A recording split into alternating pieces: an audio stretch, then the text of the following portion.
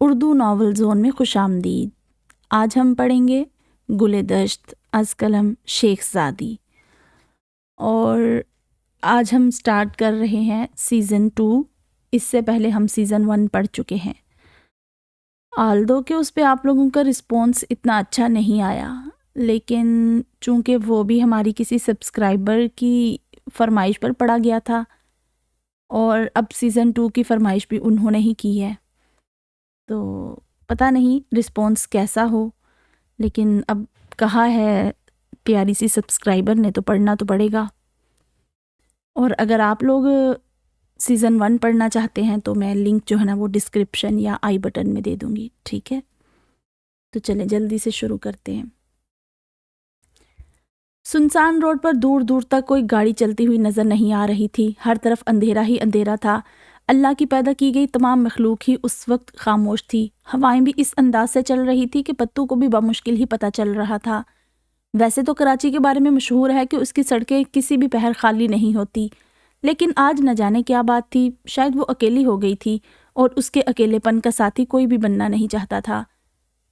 آپ نے میرا الزام خود پر کیوں لیا؟ آپ نے تو اسے نہیں مارا تھا، بندوق تو میرے ہاتھ میں تھی، آپ نے میرا الزام اپنے سر کیوں لے لیا؟ وہ چلائی تھی، وہ چلانا چاہتی تھی، اسے اس وقت اس شخص پر بہت غصہ آ رہا تھا جو کہ اس کا مسیحائی جان ہونے کے باوجود اس تنگ سے اندھیرے کمرے میں اس کی جان نکال رہا تھا۔ محبت کرتا ہوں تم سے، تم پر آنچ کیسے آنے دیتا؟ یہ کہتے ہوئے بھی اس کی آنکھوں میں بے پناہ محبت تھی، ایک سکون تھا، حالانکہ اس کے ساتھ اس کے آگے نہ جانے کیا ہونے والا تھا، لیکن اس کی محبت محفوظ تھی، اس کے لیے یہی کافی تھا۔ وہ کچھ نہ کہہ سکی، بس اس کی آنکھوں میں دیکھتے ہوئے بہتے آنسوں سے فریاد کر رہی تھی۔ وہ اسے کچھ بھی کرنے سے روک رہی تھی، لیکن بہت دیر ہو گئی تھی، وہ چاہ کر بھی کچھ نہیں کر پائی۔ سنو، خوش رہنا۔ ابھی اس نے اتنا ہی کہا تھا کہ 2 آدمی آ کر اسے اندھیرے کمرے میں لے گئے۔ وہ اسے اپنی گیلی آنکھوں سے جاتا ہوا دیکھتی رہی، وہ اور کر بھی کیا سکتی تھی؟ اگر تم ابھی بھی نہیں اٹھی تو ایک بات یاد رکھنا، میں اکیلا چلا جاؤں گا، پھر اکیلی جانا یونیورسٹی۔ اورحان نے تولیے سے اپنے بال صاف کرتے ہوئے بنا حریم کی جانب دیکھ کر کہا۔ آپ کب آئے واپس؟ حریم اورحان کی بات سنتے ہی ایک جھٹکے سے اٹھی۔ بہت دیر ہو گئی، اورحان اپنے بالوں کو سیٹ کرتے ہوئے کہہ رہا تھا۔ یا اللہ! حریم فوراً ہی اپنے بال سمیٹتے ہوئے اٹھی اور واش روم کی جانب بھاگی، جبکہ حریم کو یوں تیزی سے بھاگ کر جاتا ہوا دیکھ اورحان کچھ پل کے لیے اسی میں کھو گیا تھا۔ صرف 5 منٹ رکوں گا میں، پھر نیچے چلا جاؤں گا۔ اورحان کے چہرے پر یہ کہتے ہوئے مسکراہٹ بکھر گئی تھی، آج وہ حریم کو خوب تنگ کرنے کے موڈ میں تھا۔ کیا مسئلہ ہے انہیں؟ حریم جلدی جلدی بال برش کرتے ہوئے اکتا کر بولی۔ حریم جیسے ہی واش روم سے باہر نکلی تو کمرے کو مکمل خالی دیکھ کر جنجلائے ہوئے الماری کی جانب بڑھی۔ بندہ کچھ دیر صبر کر لیتا ہے، اتنا بھی کیا؟ ایسا ہی تھا تو آتے ہی جگا دیتے۔ نہیں، خود پورا تیار ہو گئے تب جگایا مجھے۔ حریم بڑبڑاتے ہوئے اپنے کپڑے نکال رہی تھی، ایک سوٹ نکال کر وہ ابھی مڑی ہی تھی کہ اورحان کو پیچھے دیوار سے ٹیک لگائے کھڑا دیکھ کر وہ بری طرح ڈر گئی۔ یا اللہ! حریم کے منہ سے بے ساختہ نکلا، جبکہ اورحان جیسے کھڑا تھا ویسے ہی کھڑا یکٹک اسے دیکھتا رہا۔ کچھ کہہ رہی تھی؟ اورحان نے اپنی ہنسی کو بمشکل روکتے ہوئے کہا۔ آپ نے یہ کپڑے کیوں پہنے ہیں؟ اورحان کو سوٹ پہنا دیکھ کر حریم حیرت سے بولی۔ کیوں، اچھا نہیں لگ رہا کیا؟ اورحان نے کوٹ کو ٹھیک کرتے ہوئے کہا۔ نہیں، مطلب آپ یونیورسٹی نہیں جا رہے؟ حریم نے سوال کیا۔ نہیں، میں آج سے آفس جاؤں گا، اورحان نے یہ کہتے ہوئے حریم سے نظریں چرائی۔ کیوں؟ ابھی تو آپ کا ایک سیمسٹر باقی ہے نا؟ حریم کو اورحان کی بات ذرا اچھی نہیں لگی تھی۔ ہاں باقی ہے، لیکن اب بات اور ہے، اورحان نے مصروف سے انداز میں کہا، صاف ظاہر تھا وہ اس ٹاپک پر بات نہیں کرنا چاہ رہا۔ آپ صحیح سے جواب دیں گے ایک بار؟ حریم کو اورحان کی حرکت سے اکتاہٹ ہونے لگی تھی۔ رستے میں بات کریں گے، ابھی دیر ہو رہی ہے، اورحان نے پھر سے بات کو ٹالا۔ اورحان کے کہتے ہی حریم نے گھڑی کو دیکھا اور فی الحال بنا کوئی اور سوال کیے واش روم میں چلی گئی۔ جب وہ تیار ہو کر باہر نکلی تو کمرہ اس بار واقعی میں خالی تھا۔ اس نے اپنا بیگ اٹھایا اور کمرے کو لاک کر کے بالکل اورحان کی طرح چابی چھپاتی نیچے چلی گئی۔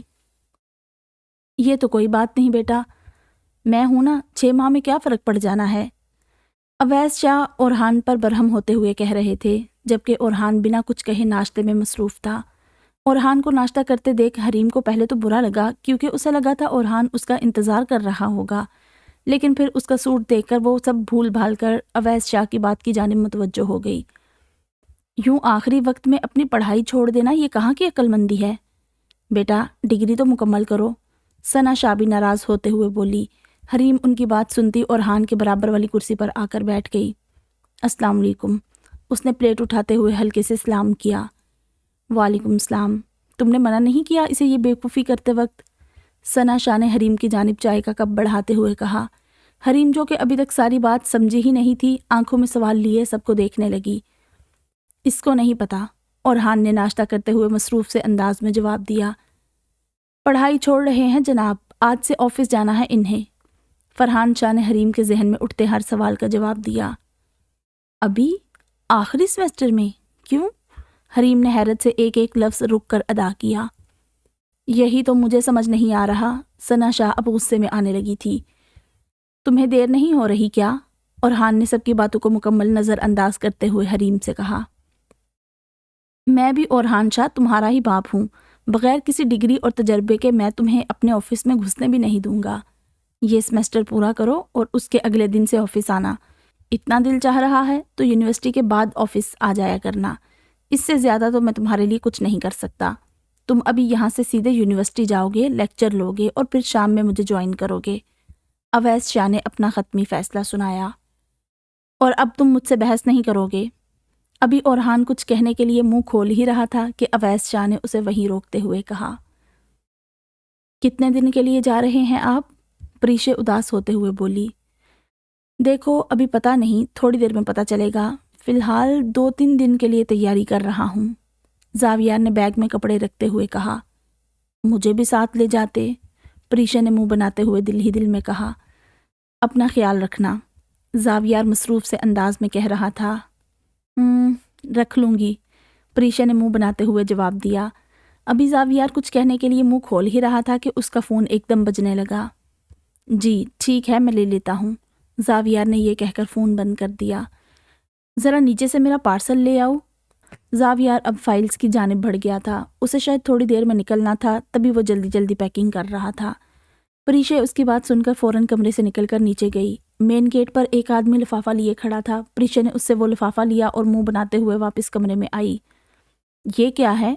پریشے نے زاویار کو اسٹور روم سے دوسرا بیگ لاتے ہوئے دیکھ کر حیرت سے پوچھا۔ اگر وہاں تائیوان میں مجھے کوئی چھوٹی آنکھوں والی لڑکی پسند آ گئی تو؟ زاویار نے اپنی مسکراہٹ چھپاتے ہوئے کہا۔ کیا مطلب؟ پریشے حیرت سے پوچھنے لگی۔ مطلب یہ کہ تم مجھ پر نظر رکھنے نہیں چلو گی کیا؟ زاویار نے پریشے کی کمر کے گرد اپنے بازو حائل کرتے ہوئے اسے خود سے قریب کرتے ہوئے کہا۔ زاویار کا یہ انداز دیکھ کر کچھ پل کے لیے پریشے سانس تک لینا بھول گئی۔ آپ نے تو کہا تھا کہ آپ اکیلے جا رہے ہیں، پریشے نے اپنے تیز دھڑکتے ہوئے دل کو قابو کرتے ہوئے کہا۔ میں نے ایسا کب کہا کہ میں اکیلا جا رہا ہوں؟ تم نے خود ایسا سمجھا۔ زاویار یہ کہتے ہوئے پریشے سے الگ ہوا اور لفافہ کھول کر اس کے سامنے 2 ٹکٹ لہرائے۔ کیا واقعی میں بھی جا رہی ہوں؟ پریشے اپنے نام پر بنا ٹکٹ دیکھ کر خوشی سے بولی، اس کی آنکھوں میں ایک دم چمک اتر آئی تھی۔ تو تم اس لیے اداس تھی، تمہیں لگا میں تمہیں چھوڑ کر چلا جاؤں گا؟ زاویار نے مانی خیز نظروں سے پریشے کی جانب دیکھتے ہوئے کہا اور پھر کمرے سے باہر چلا گیا۔ آج چائے میں کچھ ملا ہوا تھا کیا؟ انہیں کیا ہو گیا؟ زاویار کے جاتے ہی پریشے زاویار کی چائے کی خالی کپ کو اٹھا کر دیکھتے ہوئے بولی۔ وہ بہت خوش تھی اور اس کی خوشی اس کی آنکھوں سے صاف جھلک رہی تھی۔ ابھی نکلنا ہے میڈم، تیار ہو جاؤ جلدی، زاویار تیزی سے کمرے میں واپس آتے ہوئے بولا۔ جی کوثر چاچی کو تو بتانے دے، پریشے ایک دم یہ کہہ کر دروازے کی جانب بڑھی۔ ان سب کو میں نے بتا دیا، زاویار دونوں بیگ اٹھا کر گیٹ کے ساتھ رکھتے ہوئے بولا۔ کب؟ پریشے نے حیرت سے سوال کیا۔ کل رات ہی بتا دیا تھا، اب جلدی سے تیار ہو جاؤ، 10 منٹ ہے تمہارے پاس، زاویار نے ہاتھ میں پہنی گھڑی کو دیکھ کر کہا اور خود صوفے پر جا کر بیٹھ گیا۔ تم مجھے بھی رات کو ہی بتا دیتے، تیزی سے بڑبڑاتے ہوئے وہ بالوں کو جوڑے کی شکل دیتے ہوئے واش روم میں گھس گئی۔ ہمیشہ کی طرح اپنے بالوں کو جوڑے میں قید کیے وہ تیزی سے سیڑھیاں چڑھ رہی تھی۔ کچھ سوچتے ہوئے وہ ایک دم مڑی، لیکن پھر سے کچھ یاد آتے ہی واپس سے اپنے کمرے کی جانب بڑھ گئی۔ کیا ہوا؟ خالی ہاتھ آ گئی؟ کمرے میں وہ جیسے ہی داخل ہوئی زنین نے ایک دم سوال کیا۔ ہاں دیکھیں، یہی سوچ رہی تھی کہ خالی ہاتھ کیوں جا رہی ہوں، کوئی کام تھا، لیکن دیکھیں یاد ہی نہیں آ رہا تھا، آنیا نے بیچاری سی صورت بنا کر کہا۔ دھیان کہاں ہے آج کل میڈم؟ زنین اپنا کام چھوڑ چھاڑ کر اسے چھیڑنے میں مصروف ہو گیا۔ یہی ہے، بس ذہن سے نکل گیا تھا، آنیا یہ کہہ کر واپس مڑی۔ ذہن سے نکلنے کو ہی دھیان نہ دینا کہتے ہیں زوجہ محترمہ، زنین نے پھر سے اسے چھیڑا۔ ہاں بس وہ امی نے کام کہہ دیا تھا، پھر بابا جا رہے تھے، ان کو خدا حافظ کیا، پھر تایا جان کی دوا کا ٹائم ہو گیا تھا تو انہیں دوا دی، بس یہ سب کر کے نکل ہی رہی تھی کہ فون بجنے لگ گیا۔ ابھی آنیا کہہ ہی رہی تھی کہ زنین نے اسے بیچ میں ٹوکا۔ بس بس، مطلب ان سب کی وجہ سے تمہارا دھیان نہیں رہا میرے کام پر۔ یہ کہتے ہوئے زنین کے چہرے سے تمام شوخ رنگ اڑ گئے تھے۔ سوری، میں ابھی لاتی ہوں، آنیا شرمندہ ہوتے ہوئے بولی۔ تم نہ آنیا، رہنے دو، بندہ گڑ نہ دے گڑ جیسی بات ہی کہہ دے۔ یہ کہہ کر زنین اپنے کام میں پھر سے لگ گیا۔ کیا ہو گیا؟ آج کل آپ زیادہ ہی ناراض نہیں ہونے لگ گئے؟ آنیا نے زنین کی جانب بڑھتے ہوئے کہا۔ ناراض کہاں، بس امیدیں وابستہ ہو گئی ہیں تم سے، زنین نے اس کا ہاتھ کھینچ کر اسے اپنے پاس کرتے ہوئے کہا۔ آنیا جو کہ خود زنین کو چھیڑنے جا رہی تھی، زنین کے اس اچانک عمل پر خود کو سنبھال ہی نہ پائی۔ توبہ ہے، کیا کر رہے ہیں؟ آنیا نے خود کو سنبھالتے ہوئے کہا۔ کیا کر رہا ہوں؟ زنین نے انجان بنتے ہوئے آنکھوں کو سمیٹتے ہوئے کہا۔ کچھ نہیں، آنیا نے بات ٹالی۔ وہ اس کے پاس سے اٹھنا چاہتی تھی، اس کا دل کسی بے لگام گھوڑے کی طرح دھڑکنے لگا تھا، اور دھڑکتا کیوں نہیں؟ جسے اس نے چاہا تھا، وہ جو اس سے چھن گیا تھا، جس کے مل جانے کی امید اسے بالکل نہیں تھی، آج وہ اس کا تھا، اس سے محبت کرتا تھا، اپنی محبت کے ثبوت دیتا تھا، اور ابھی اس وقت اس کی آنکھوں میں اپنی پوری محبت لیے اسے دیکھ رہا تھا، ایک حسین مرد جو کہ شوخ بھی تھا اور اس سے بے پناہ محبت بھی کرتا تھا۔ اس کی دھڑکنوں کو آخر بے لگام کیوں نہ کرتا؟ خبردار، جو آئندہ کے بعد تم یوں مجھ سے دور ہوئی تو۔ آنیا کے اٹھ کر جانے پر زنین جو کہ اپنے پورے موڈ میں تھا، ایک دم اپنے تاثر سرد کرتے ہوئے بولا اور اسے واپس سے اپنے قریب کیا۔ کیا ہوتا جا رہا ہے آپ کو؟ اب کی بار انیا بھی مذاق کو بلائے طاق رکھ کر بولی۔ تم مجھے مل گئی آنیا، مجھے آج بھی یقین نہیں ہوتا، زنین نے اس کی آنکھوں میں دیکھتے ہوئے گمبھیر لہجے میں کہا۔ آنیا نے اس بار اس کی بات کا کوئی جواب نہیں دیا، وہ اس کے ساتھ کو محسوس کر رہی تھی۔ میری زندگی میں آنے کا شکریہ، اسے خوبصورت بنانے کا شکریہ، تم مجھے نہ ملتی تو میں مر جاتا آنیا، مجھے زندہ رکھنے کا شکریہ۔ زنین نے آنیا کا ہاتھ بہت پیار سے اٹھا کر اپنے لبوں کے قریب کرتے ہوئے کہا، اور اب وہ اس کی مخروطی انگلیوں کو دیکھ رہا تھا۔ تم نے بتایا نہیں میں کیا کر رہا ہوں؟ زنین کے لب ابھی بھی مسکراہٹ سے پاک تھے۔ آپ پلیز ایسے بات نہ کریں۔ زنین کا یہ انداز آنیا کے دل کی دھڑکن کو تیز کیے جا رہا تھا، وہ منت کرنے کے انداز میں بولی۔ کیسے؟ میں کیسے بات کر رہا ہوں آنیا؟ زنین ابھی بھی موڈ میں تھا، یا شاید وہ اپنے ہوش میں ہی نہیں تھا۔ یہ اس طرح، آنیا شرمانے لگی۔ اس کی تو عادت ڈال لو، کیونکہ مجھے لگتا ہے میری محبت تمہیں حاصل کرنے کے بعد دن بدن بڑھتی جا رہی ہے۔ جتنا آنیا اسے روکنا چاہ رہی تھی، اس کے کہنے پر وہ اور زیادہ بڑھتا جا رہا تھا۔ اچھا تم چاہتی ہو کہ میں تمہیں چھوڑ دوں، ابھی جانے دوں؟ زنین نے اس کی بیچاری صورت پر ترس کھاتے ہوئے کہا۔ آنیا نے جواب میں کچھ نہ کہا، بس ہلکی سی گردن ہاں میں ہلائی۔ اچھا تو مجھے میرے نام سے پکارو، جیسے پہلے بلاتی تھی، ایک عرصہ ہو گیا تمہارے منہ سے اپنا نام سنے ہوئے۔ زنین کا لہجہ ابھی بھی محبت سے لیس تھا۔ کیا ہو گیا ہے آپ کو؟ میں نہیں لے سکتی، آنیا نے شرماتے ہوئے کہا۔ عام طور پر شاید وہ اس کا نام لے بھی لیتی، لیکن ابھی فی الحال لینا مشکل تھا، وجہ زنین کا انداز تھا۔ ٹھیک ہے، پھر یہیں بیٹھی رہو میرے پاس، مجھے کیا ہے؟ زنین نے یہ کہتے ہوئے آنیا کے چہرے پر آئی لٹ کو بڑے پیار سے اس کے کان کے پیچھے کیا۔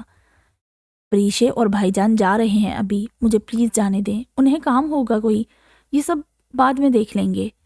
آنیا نے زنین کی بات اور جان لیوا انداز کو نظر انداز کرتے ہوئے کہا۔ یہی تو میں بھی کہہ رہا ہوں کہ میری بات مانو جلدی سے اور چلی جاؤ۔ دیکھو اگر تم یوں ہی نخرے دکھاؤ گی تو کہیں ایسا نہ ہو میری فرمائشیں بڑھتی جائیں۔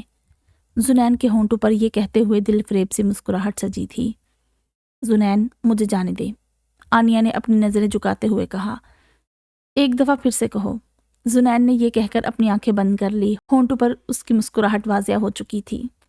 زنین مجھے جانے دیں، آنیا نے ایک بار پھر سے کہا، جیسے ہی زنین کی گرفت اس پر ہلکی ہوئی وہ فوراً تقریباً بھاگتے ہوئے کمرے سے نکل گئی۔ کتنے دن میں واپس آؤ گی؟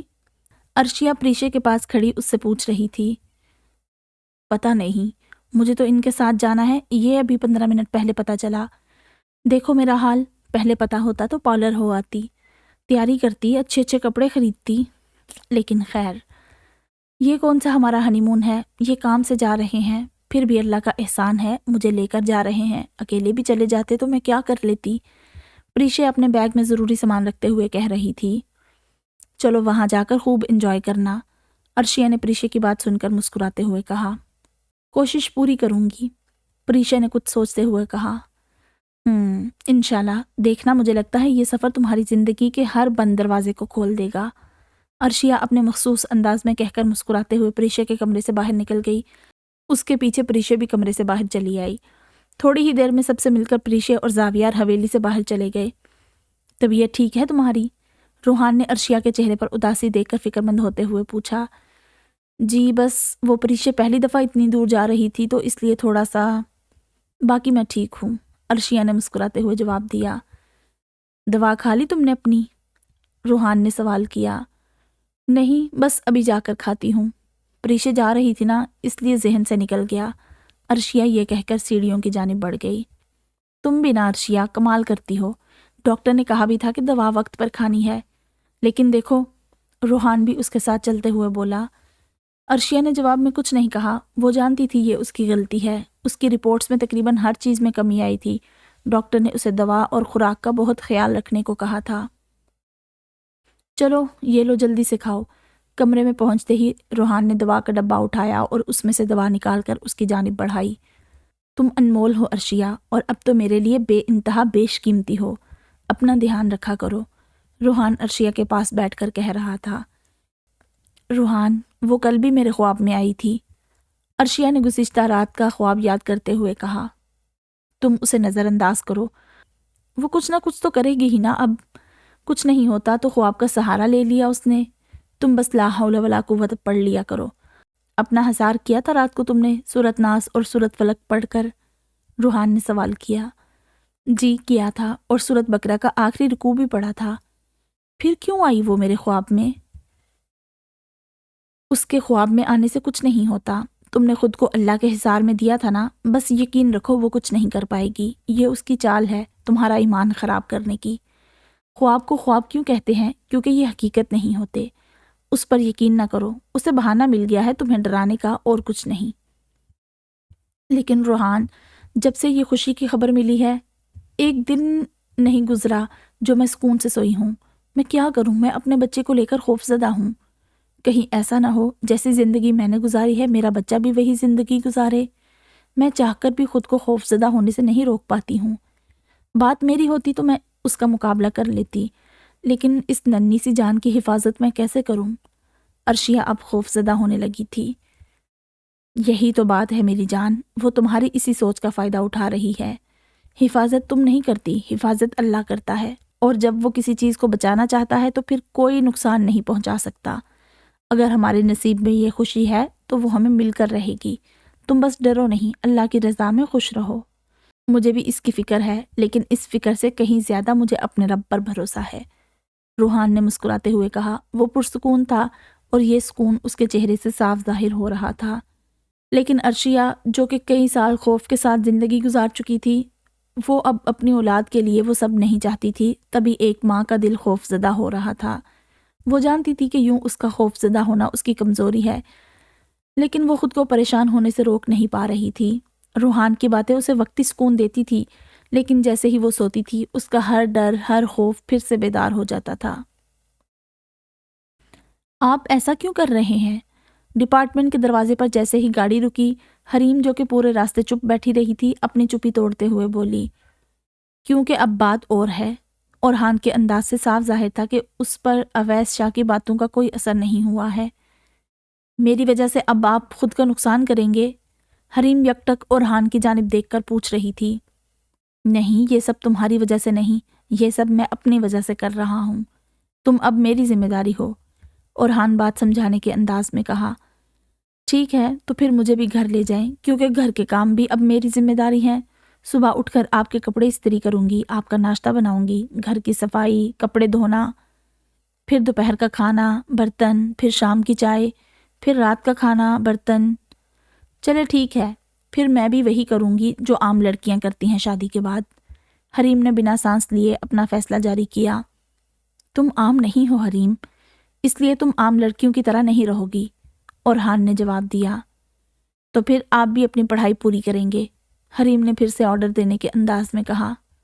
حق جتا رہی ہو، اورحان کے چہرے پر یہ کہتے ہوئے معنی خیز مسکراہٹ چھا گئی تھی۔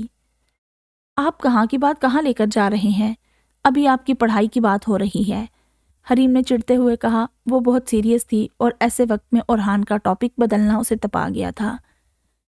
بابا کی بات مانی تو تمہیں وقت نہیں دے پاؤں گا یار، اورحان نے ہتھیار ڈالنے کے انداز میں کہا۔ تو کیا ہوا، 6 ماہ کی ہی تو بات ہے، حریم نے ایسے کہا جیسے کوئی بڑی بات ہی نہ ہو۔ 6 ماہ؟ شادی کے شروع سال میں لوگ گھومتے ہیں، انجوائے کرتے ہیں، اور تم یوں ہی ضائع ہو جانے دو گی؟ اورحان کو حریم کی بات پر حیرت ہوئی۔ فی الحال آپ کی پڑھائی ضروری ہے، باقی سب بعد میں دیکھ لیں گے، حریم نے بنا تاثر دیے کہا۔ سوچ لو، اورحان نے پھر سے کہا۔ اس میں سوچنے کی کیا بات ہے، آپ اپنی پڑھائی پوری کریں، گھومنے پھرنے کے لیے تو پوری زندگی پڑی ہے۔ چلو دیکھتے ہیں، اورحان کے کہتے ہی حریم گاڑی سے نکل کر سیدھی اپارٹمنٹ کے اندر چلی گئی۔ ہاں میں نکل رہا ہوں، بس ابھی ایئرپورٹ کے اندر داخل ہوا ہوں۔ زاویار فون پر کسی کو ہدایت دے رہا تھا جبکہ پریشے اس کے برابر میں چلتے ہوئے اس کی باتیں سن رہی تھی۔ مجھے نہیں معلوم، صرف 1 ہفتے کی بات ہے، 1 ہفتے سے سنبھال لو، پھر میں آ کر اس کا پکا انتظام کرتا ہوں۔ یہ کہہ کر زاویار نے اپنا فون بند کیا اور اپنے چلنے کی رفتار کو تیز کرتا تیز ٹرالی چلاتا آگے بڑھنے لگا۔ کیا ہوا؟ پریشے نے اس کے ساتھ قدم ملاتے ہوئے سوال کیا۔ کچھ نہیں، زاویار نے خود کو نارمل کرتے ہوئے کہا۔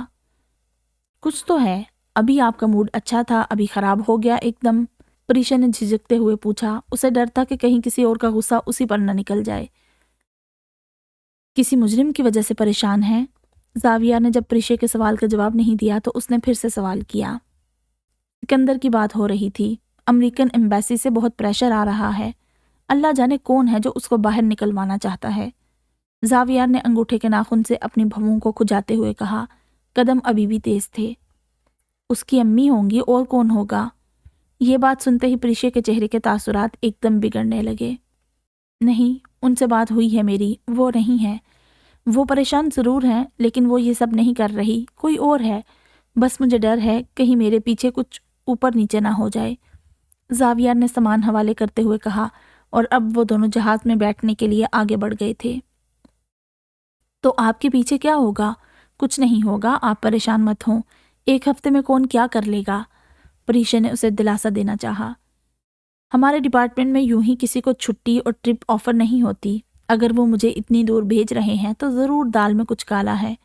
خیر، میں نے اپنی پوری ٹیم کو چکنا رہنے کا کہہ دیا ہے، انشاءاللہ سب بہتر ہوگا۔ زاویار اور پریشے اب اپنی اپنی سیٹ پر بیٹھ گئے تھے۔ تو ہم نہیں جاتے اگر ایسا ہے تو؟ پریشے اب خود فکر مند ہونے لگی تھی۔ جب اوپر سے آرڈر آتے ہیں نا تو ماننے ہی پڑتے ہیں، اب چاہے کچھ بھی ہو، زاویار نے یہ کہتے ہوئے پریشے کا سیٹ بیلٹ سیٹ کیا۔ یہ کیا بات ہوئی، اگر وہ باہر آ گیا تو؟ پریشے نے پریشان ہوتے ہوئے سوال کیا۔ وہ اپنی پریشانی میں یہ بھی بھول گئی تھی کہ وہ جہاز میں پہلی بار بیٹھی ہے۔ نہیں، ضروری نہیں کہ اس کے لیے یہ سب ہوا ہو، اس کی پہنچ اتنی اوپر تک نہیں ہو سکتی۔ ہاں، کوئی اس کی مدد کر رہا ہے، کون یہ بھی پتہ چل جائے گا، لیکن یہ بھی ممکن ہے کہ ہمیں بھیجنے کے پیچھے اس کی رہائی نہیں کوئی اور بات ہو بھی سکتا ہے۔ واقعی میرا تائیوان جانا ضروری ہونے کو کچھ بھی ہو سکتا ہے، دیکھتے ہیں، ہو سکتا ہے، پریشے نے کچھ سوچتے ہوئے کہا۔ آپ نے مجھ سے بات کی، مجھ سے شیئر کیا، مجھے اچھا لگا، پریشے خوش ہوتی ہوئی بولی۔ اتنی تو میں کرتا ہی ہوں، تم تو بعض اوقات ایسے ظاہر کرتی ہو جیسے میں پتہ نہیں کتنا سرد انسان ہوں، زاویار نے مسکراتے ہوئے جواب دیا۔ لیکن جیسے ہی زاویار کی نظر پریشے کے چہرے کی جانب گئی، اس کی مسکراہٹ ہنسی میں بدل گئی۔ کیا کر رہی ہو یہ؟ زاویار نے اپنی ہنسی کو بمشکل روکتے ہوئے کہا۔ ارے وہ جہاز ابھی ٹیک آف ہوگا نا، میں نے دیکھا ہے فلموں میں، ڈراموں میں کہ لڑکیاں ڈر جاتی ہیں جہاز کے ٹیک آف کے وقت، بس اسی کے لیے خود کو تیار کر رہی ہوں تاکہ ڈروں نہیں۔ اللہ جانے کیسا ہوتا ہو۔ پریشا نے کس کر آنکھیں میچے میچے کہا۔ تو آنکھیں میچنے سے ڈر نہیں لگتا کیا؟ زاویار اس کے معصوم چہرے کو بہت غور سے دیکھتے ہوئے کہہ رہا تھا۔ مجھے کیا پتا، ابھی پتا چلے گا نا جب جہاز ٹیک آف ہوگا۔ پریشا نے آنکھیں بند کیے ہوئے کہا، لیکن اب اس نے سختی کم کر دی تھی۔ یہ تو اب مشکل ہے۔ زاویار نے اپنی ہنسی کو بہت مشکل سے روکا ہوا تھا۔ کیوں؟ پریشا نے ایک آنکھ کھول کر پوچھا۔ زاویار نے کوئی جواب نہیں دیا، بس پریشا کو پیچھے مڑنے کا اشارہ کیا۔ یہ کیا؟ ہم ہوا میں ہیں اس وقت؟ جہاز کب اڑا؟ مجھے تو پتہ نہیں چلا۔ پریشا سامنے موجود بادلوں کو دیکھتے ہوئے حیرت سے بولی۔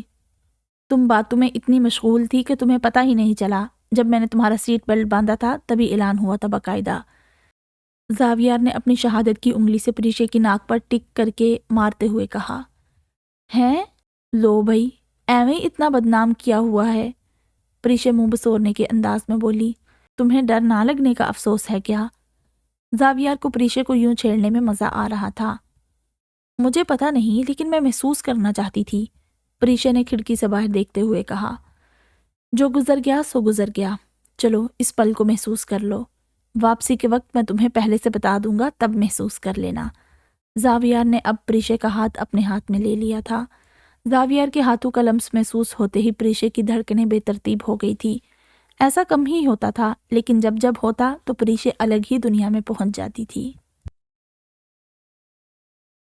3 پیس سوٹ میں جب وہ ڈپارٹمنٹ کے اندر داخل ہوا تو سب کی نظریں اسی کی جانب مرکوز ہو کر رہ گئی تھی۔ بات صرف 3 پیس سوٹ کی بھی نہیں تھی، بات ان بالوں کی تھی جو یونیورسٹی کی چھٹیاں پڑنے سے پہلے کندھوں سے نیچے تک تھے، اور اب تو شاید ایک مٹھی کے برابر بھی نہیں تھے۔ حریم جو کہ پہلے ہی اندر آ گئی تھی، ہر کسی کو اور خاص طور پر لڑکیوں کو یوں اور ہان کی جانب دیکھتا ہوا پا کر سب کو باری باری کھا جانے والی نظروں سے دیکھ رہی تھی، اور ہان سب کو مکمل نظر انداز کرتا ہوا سیدھا اپنی کلاس کے اندر چلا گیا۔ یہ سب اس کے لیے نیا نہیں تھا، اکثر و بیشتر لوگوں کی نظریں اس کے اوپر ٹھہر جایا کرتی تھی، اور اس سب سے وہ بہت اچھی طرح سے واقف بھی تھا، تو اسے اس سب سے کوئی خاص فرق نہیں پڑا تھا۔ البتہ حریم کا چہرہ کچھ لال ضرور ہو گیا تھا۔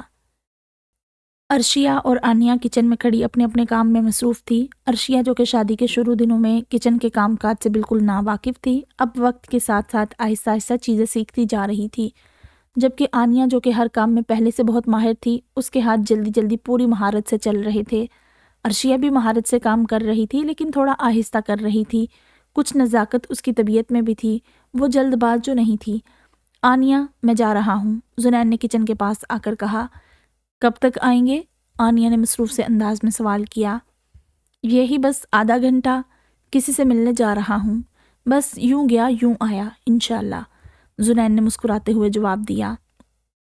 بیٹا یہ کچھ سامان ہے، واپسی پر ہو سکے تو لیتے آنا، تمہارے چاچو کو کہا تھا تو انہوں نے پرچی تو پوری شان سے بنوائی، لیکن پرچی کو میز پر ہی چھوڑ گئے۔ کوثر شاہ ہاتھ میں ایک پرچہ لیے زنین کی جانب بڑھتے ہوئے بولی۔ ٹھیک ہے، کوئی بات نہیں، میں لے آؤں گا، زنین نے ایک سرسری نظر پرچی پر ڈالتے ہوئے کہا۔ اگر آپ مارٹ جائیں گے تو مجھے بھی کچھ سامان لینا ہے، تھوڑی دیر رک جائیں، میں یہ کام ختم کر لوں پھر ساتھ چلتے ہیں، آنیہ نے کچن سے باہر آتے ہوئے کہا۔ ابھی تو میں 1 منٹ بھی نہیں رک سکتا، کسی سے ملنا ہے ضروری، بہت مشکل سے ٹائم ملا ہے، زنین نے ہاتھ میں پہنی گھڑی کو دیکھتے ہوئے کہا۔ اچھا چلے ٹھیک ہے، بعد میں صحیح۔ آنیہ کو برا نہیں لگا تھا، لیکن پھر بھی اس کا چہرہ ایک دم اتر گیا تھا۔ چلو پھر چلتا ہوں، تھوڑی دیر میں ملتے ہیں، زنین نے آنیہ کے تاثرات کو مکمل نظر انداز کرتے ہوئے کہا۔ کمرے میں کچھ باہر کچھ، تم سے محبت دن بدن بڑھتی جا رہی ہے۔ یہ بڑھ رہی ہے؟ آنیہ دل ہی دل میں بنبناتی ہوئی واپس کچن میں آ گئی، ہاتھ اس کے اب بھی تیز چل رہے تھے، لیکن اب غصے میں چل رہے تھے۔ کیا ہو گیا؟ عرشیہ نے اس کو یوں بیزاری سے کام کرتے دیکھ کر پوچھا تھا۔ نہیں کچھ نہیں، تم اب جا کر آرام کر لو، بہت دیر سے کھڑی ہو کچن میں، آنیہ نے اپنا پورا دھیان عرشیہ کی جانب کرتے ہوئے کہا۔ نہیں، میں مصروف رہتی ہوں تو ٹھیک رہتی ہوں، عرشیہ نے فریج سے سلاد کی سبزیاں نکالتے ہوئے مسکراتے ہوئے کہا۔ ہاں یہ بات بھی ٹھیک ہے، لیکن مصروف رہنے کے چکر میں خود کو تھکا نہ لینا، آنیہ نے بھی بدلے میں مسکراتے ہوئے کہا۔ اللہ کرے تم یوں ہی ہنستی مسکراتی رہو آنیہ، تمہیں ایسے دیکھ کر بہت خوشی ملتی ہے، عرشیہ نے سبزیاں دھوتے ہوئے کہا۔ تم بھی ایسی بہت اچھی لگتی ہو، اللہ کرے تم بھی ہمیشہ ایسی رہو۔ آنیہ کا موڈ اب پہلے کی طرح ہو گیا تھا۔ کیسا ہے نا، جب غم، دکھ، خوف، پریشانی آتی ہے تو ایسا لگتا ہے کبھی ختم ہی نہیں ہوں گی، لیکن اللہ کا شکر ہے سب کچھ وقتی ہوتا ہے۔ عرشیہ کچھ سوچتے ہوئے کہہ رہی تھی۔ نہیں، مجھے نہیں لگتا۔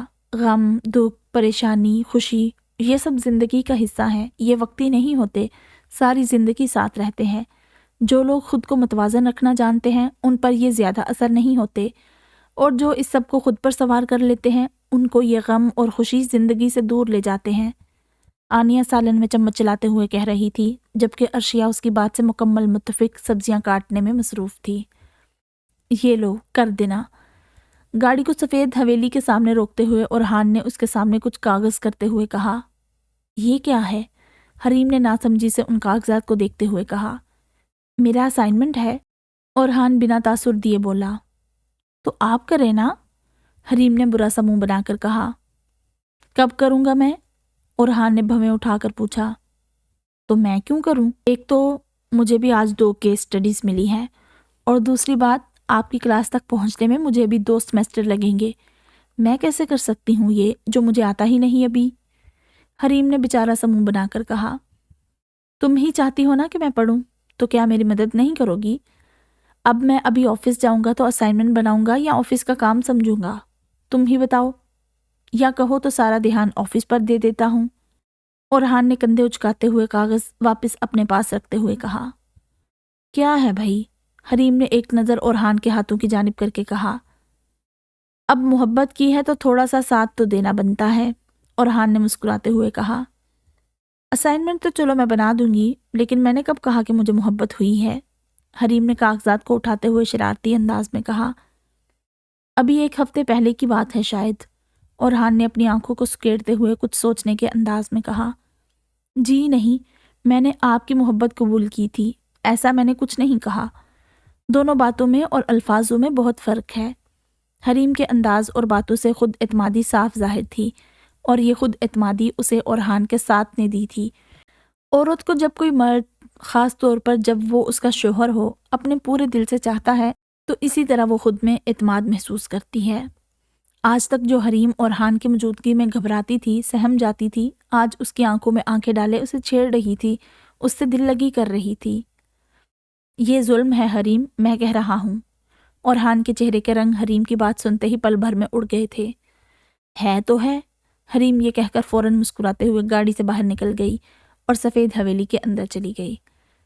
کتنا انتظار کیا میں نے اس وقت کا، جب تم اس گھر کی بجائے اس گھر میں جاؤ گی۔ دیکھو، آج تم میرے ساتھ بھی ہو اور میرے پاس بھی، لیکن مجھے چھیڑ کر جو تم نے آج غلطی کی ہے نا، اب تم دیکھو، اب میں چھڑ گیا ہوں بچوں۔ چند دن میں تمہارے منہ سے اقرار نہ کروا دیا نا تو میرا نام بھی اورحان شاہ نہیں۔ اورحان سفید حویلی کے اندر تیز تیز جاتی حریم کو دیکھ کر کہہ رہا تھا، کیا کر رہے ہیں تایا جان؟ عرشیہ چائے کا کپ میز پر رکھتے ہوئے جعفر شاہ سے سوال کیا۔ کچھ نہیں بیٹا، آج جمعہ ہے نا، بس سورۃ کہف کی تلاوت کر رہا تھا۔ جوانی کی عبادت کی بات اور تھی، ایک ساتھ ہی صلاۃ التسبیح اور جمعے کی نماز ادا ہو جاتی تھی، اور پھر اس کے بعد سورۃ کہف بھی پڑھ لیا کرتا تھا۔ اب تو تھوڑی تھوڑی دیر بعد رکنا پڑتا ہے، پیروں کو سیدھا کرنا پڑتا ہے، کبھی کمر دکھنے لگتی ہے تو کبھی آنکھوں کے سامنے دھندلا پن آ جاتا ہے۔ 2 گھنٹے کا کام 5 سے 6 گھنٹے میں ہوتا ہے۔ اللہ پاک آپ کو ہمت دے تایا جان۔ عرشیہ نے بس اتنا کہا، اسے سمجھ ہی نہیں آیا تھا کہ وہ اس بات کے جواب میں کیا کہے۔ ہاں بیٹا، جزاک اللہ۔ کبھی کبھی سوچتا ہوں میری پوری جوانی اس نیند کی نظر ہو گئی۔ شروع میں عبادت کا ہوش نہیں تھا، پھر جب اللہ سے ناطہ جڑا تو سو گیا، اور اب جب اٹھا ہوں تو طاقت نہیں رہی۔ جوانی کی عبادت کا لطف صحیح انداز میں اٹھا نہ سکا۔ وہ نیند بھی ایک آزمائش تھی تایا جان، آپ ایسے نہ سوچیں، اللہ نے اس کے بدلے میں آپ کو ڈھیروں اجر دیے ہوں گے، اور یہ بھی تو دیکھیں نا، آپ نے اس عرصے میں کوئی گناہ بھی تو نہیں کیا۔ عرشیہ اپنے مخصوص دھیمے لہجے میں کہہ رہی تھی۔ ہاں بیٹا، اللہ کا شکر ہے، یہ تو اس کے احسان اگر گننا چاہے نا تو ناممکن ہے، بس بندہ ہی ناشکرا ہے۔ جعفر شاہ کے چہرے پر یہ کہتے ہوئے ڈھیروں سکون تھا۔ آپ ہر جمعے کو سورۃ کہف پڑھتے ہیں یا کوئی بھی سورت پڑھ لیتے ہیں؟ عرشیہ نے سوال کیا۔ نہیں بیٹا، ویسے تو میں قرآن پاک کی تلاوت روز کرتا ہوں اور جمعے کو بھی خاص اہتمام کے ساتھ قرآن پاک کی تلاوت کرتا ہوں، سمجھتا ہوں اور عمل کرنے کی نیت بھی کرتا ہوں، لیکن اس کے ساتھ ساتھ جمعے کے روز میں سورۃ کہف کی تلاوت بھی باقاعدگی سے کرتا ہوں۔ وہ سمجھ گئے تھے کہ عرشیہ کو اس بات کا علم نہیں، اسی لیے جعفر شاہ نے اپنے لہجے کو پہلے سے زیادہ نرم کرتے ہوئے کہا، کیوں پڑھتے ہیں آپ جمعے کے روز سورۃ کہف؟ عرشیہ کے دل میں اٹھنے والا سوال اب زبان پر بھی تھا۔ بیٹا، جمعے کے روز سورۃ کہف کی تلاوت کرنے سے آپ دجال کے فتنے سے محفوظ ہو جاتے ہو، بس میں اسی لیے پڑھتا ہوں۔ اس کے ساتھ ساتھ ہر بار جب میں اس سورت کو پڑھتا ہوں تو مجھے لگتا ہے میرے اندر سکون ہی سکون اتر گیا ہے، بس یہ کہہ لو کہ میں سکون کی غرض سے پڑھتا ہوں۔ جعفر شاہ نے مسکراتے ہوئے کہا، دجال ابھی کہاں تایا جان؟ عرشیہ کے چہرے پر ڈر کے آثار نمایاں تھے۔ دجال چاہے جب آئے، مجھے اپنی حفاظت ابھی کرنی ہے، خود کو تیار کرنا ہے۔ ہو سکتا ہے وہ میرے سامنے نہ آئے، لیکن میں اللہ کو کیا جواب دوں گا کہ میں آخر کے دور میں تھا اور میں نے دجال سے بچنے کے لیے کوئی حفاظت ہی نہ اپنائی تھی۔ اور ویسے بھی بیٹا، وہ آنے سے پہلے اعلان تھوڑی کرے گا، وہ تو آ جائے گا۔ اللہ کے نبی نے فرمایا تھا کہ جب دجال نمودار ہو جائے تو چھپ جاؤ، کیونکہ تم اس کے فتنے کا سامنا نہیں کر سکتے، عین ممکن ہے کہ وہ تمہارا ایمان خراب کر دے۔ بیٹا، میں اس وقت سے ڈرتا ہوں کہ وہ میرا ایمان نہ خراب کر دے۔ اب کی بار جعفر شاہ کے چہرے پر بھی پریشانی کے آثار نمایاں ہوئے تھے۔ اللہ نہ کرے تایا جان کہ اس کا سامنا ہم سے ہو، ہم میں ایمان کی وہ پختگی کہاں ہے؟ عرشیہ نے آنکھوں میں آنسو لاتے ہوئے کہا، بیٹا، ہمارے سامنے نہ سہی، ہماری اولاد کے سامنے سہی، زیادہ سے زیادہ اولاد کی اولاد کے سامنے، بس اس سے زیادہ وقت نہیں ہے۔ بیج تو آج ہی بونا ہوگا دلوں میں ایمان کا۔ کیا دنیا میں مسلمانوں پر جو یہودی ظلم کر رہے ہیں وہ دجالیت کا ثبوت نہیں ہے؟ ہمیں کیا خبر کہ وہ آیا کہ نہیں، ہمیں کیا خبر کہ اس کا فتنہ پھیلا کہ نہیں؟ میرا بچہ، فحاشی عام ہے، سود عام ہے، بدکاری عام ہے، ہم جنس پرستی عام ہے، قتل عام ہے، چوری، ڈکیٹی، مکر و فریب، لان تان، سب تو عام ہے۔ کیا یہ فتنے نہیں؟ ہمارا کام اپنی حفاظت کرنا ہے، اپنے جسم کی نہیں، اپنے ایمان کی، کہ بس جب موت آئے تو ہم ایمان کے ساتھ اٹھائے جائیں۔ جعفر شاہ یہ کہتے ہوئے اندر تک افسردہ ہو گئے تھے۔ تایا جان، آپ کی باتوں سے تو مجھے ڈر لگ رہا ہے، عرشیہ نے آنکھ میں آئے آنسو پونچھتے ہوئے کہا۔ بیٹا، یہ ڈر ضروری ہے، یہ ڈر صرف اہل ایمان کو نصیب ہوتا ہے۔ بعض امیر لوگ جو ہوتے ہیں نا، وہی اس ڈر کو محسوس کرتے ہیں، ورنہ جس کے پاس ایمان نہیں، اسے کیا کہ پیسہ دجال کی جانب سے آیا ہے یا کہیں اور سے، اسے کیا کہ کون سا عمل کس جانب لے جا رہا ہے۔ دنیا مومن کے لیے قید خانہ ہے۔ میری بچی، اب قید خانے میں بتاؤ راحت ہوتی ہے کیا؟ اللہ بس اس سفر کو اپنی رضا کے مطابق گزروا دے۔ جعفر شاہ کے چہرے پر یہ کہتے ہوئے ایک سکون سا اتر آیا تھا۔ ایک بات سمجھ نہ آئی کہ چھپنے کا حکم کیوں دیا ہے دجال سے؟ بہتر نہیں کہ اس کا سامنا کریں اور شہید ہو جائیں؟ عرشیہ نے سوال کیا۔ بیٹا، اللہ جانے اس کا فتنہ کیسا ہو، اگر گمراہ ہو گئے تو کہتے ہیں کہ اس کے پاس خود کو خدا ثابت کرنے کی طاقت ہوگی۔ اب بتاؤ، کوئی مردہ زندہ کر دے، دن کو رات کر دے، دوزخ اور جنت کو ساتھ لے کر گھومے تو تم کیا کرو گی؟ اگر تمہارا ایمان ذرا بھی کمزور ہوا تو بہکو گی نا؟ تو بس پھر وہ یہی کرے گا، اسی لیے اس کا سامنا کرنے کو منع کیا گیا ہے، اور پھر بھی سامنا ہو جائے تو اس کے کسی بھی بہکاوے میں آنے کو منع کیا گیا ہے۔ ایک حدیث مبارکہ میں ہے کہ اگر دجال تمہیں ایک آگ کا دریا دکھائے اور ایک ٹھنڈے پانی کا، تو بنا خوف و خطر آگ میں کود جاؤ، کیونکہ وہ صرف ایک دھوکہ ہوگا، بہت کڑی آزمائش ہوگی بیٹا، بس اللہ اپنی حفظ و امان میں رکھے، ہمیں نہیں تو ہماری اولاد کو۔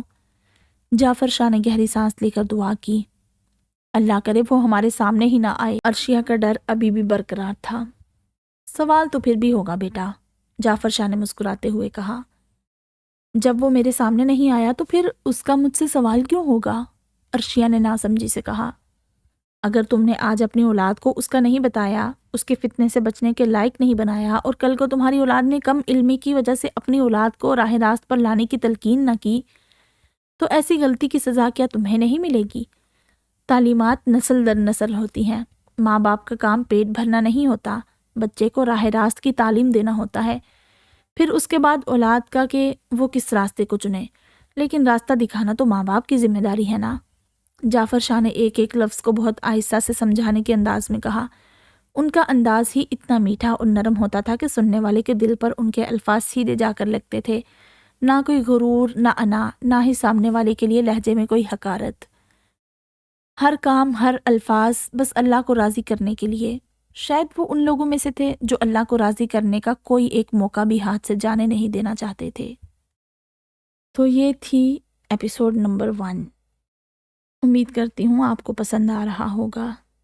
بہت ہی کوئی پکچر پرفیکٹ اور ہیپی اور لولی کپلز دکھائے گئے ہیں ان میں، جو کہ ریئل لائف میں ایسے نہیں ہوتے، بٹ اٹس اوکے۔ وہ جو چیز سمجھانا چاہ رہی ہیں، جو چیز ہمیں بتانا چاہ رہی ہیں، یہ بھی ایک تبلیغ کا طریقہ ہی ہے نا۔ لوگ ناول سنتے ہیں تو وہ اس کے ذریعے ہمیں جو ہے نا وہ تبلیغ کر رہی ہیں۔ تو اس میں اگر وہ دوسری چیزوں کو جو سائیڈ کریکٹرز ہی اس کو ہم سمجھیں گے تو ان کو بڑا پرفیکٹ دکھا رہی ہیں فینٹیسی ورلڈ میں، تو پھر تو ٹھیک ہی ہیں۔ کیسے لگی آپ کو یہ ایپیسوڈ مجھے لازمی بتائیے گا، اور کیا آپ لوگوں نے سیزن 1 سنا ہوا ہے کہ نہیں؟ اگر آپ سننا چاہتے ہیں اور ان کپلز کی جو پوری بیک گراؤنڈ ہے، یہ کیسے کپلز بنے، یہ شادی شدہ ہیں سب، کیسے بنے، تو یہ ساری ڈائنامک سمجھنے کے لیے آپ کو سیزن 1 سننا ہوگا۔ تو ٹھیک ہے، پھر ہم جلد ہی ملتے ہیں نئی ایپیسوڈ کے ساتھ۔ تب تک آپ اپنا بہت سارا خیال رکھیں۔ اللہ حافظ۔